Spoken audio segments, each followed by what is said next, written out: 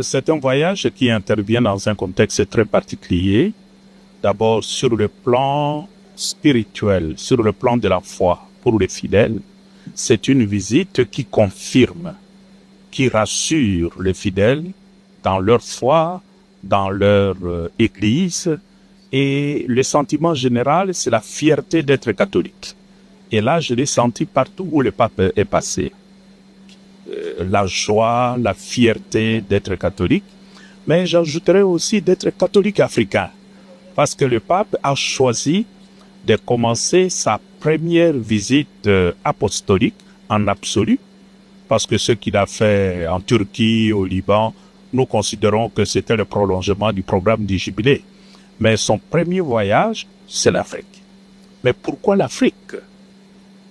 Nous pensons que ça signifie que pour le pape Léon XIV, l'Afrique est le continent du futur de l'Église.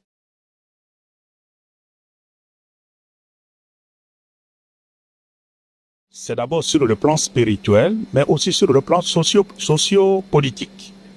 La visite du pape est venue prolonger la foi de tous ceux qui souffrent dans ce continent, sur le plan de la mauvaise gouvernance de nos États, sur le plan de la mauvaise distribution de richesses, mais aussi dans certains pays, sur le plan de manque de liberté religieuse pour certains fidèles catholiques.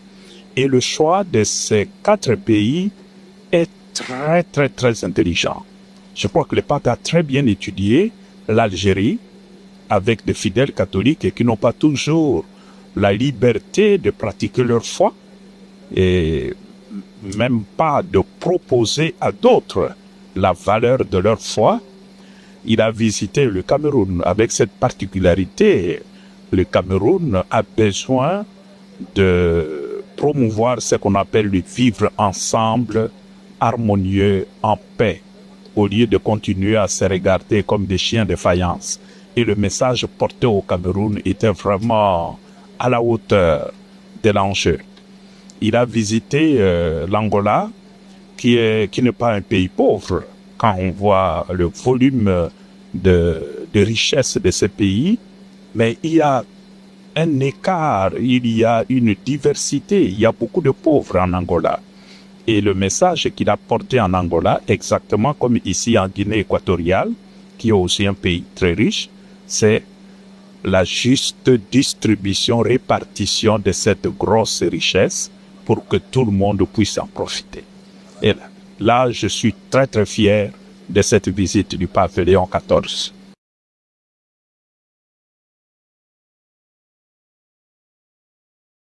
Ça portera certainement des fruits, aussi bien à l'intérieur de l'Église que dans la société. Ce que je trouve un peu dommage, c'était plutôt l'environnement international avec la sortie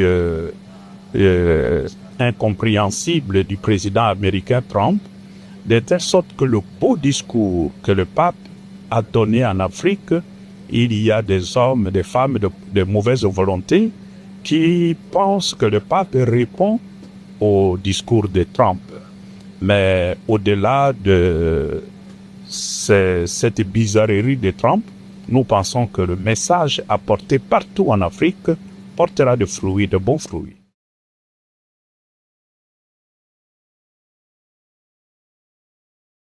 Moi, je viens de la République démocratique du Congo et les critiques portées contre le pape, surtout par son président, mais ça me conforte dans ma propre situation. Ça signifie que faire le pasteur, si tu essayes de le faire selon le cœur de Jésus-Christ, t'attire nécessairement la colère de ceux qui gouvernent ce monde.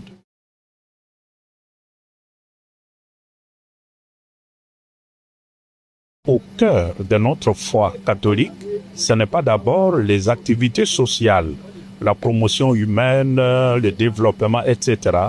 C'est d'abord notre relation d'intimité avec le Christ.